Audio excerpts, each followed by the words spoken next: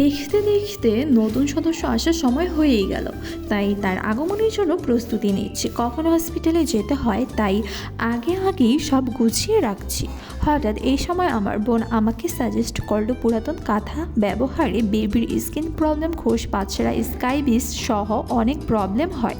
বর্তমানে দেখা যাচ্ছে প্রতিটি ঘরে ঘরে এই ধরনের প্রবলেম, তাই নিজেদের সেভ রাখতে হবে। কাপড় খসখসে হয় যা বেবির নরম ত্বকে ক্ষতি করে, তাই আমার বোন অনেকগুলো পেজ ঘোরাঘুরি করে আমাকে নিচ্ছ বেবি এই পেজ থেকে প্রিমিয়াম কোয়ালিটির কাঁথাগুলো গিফট করেছে।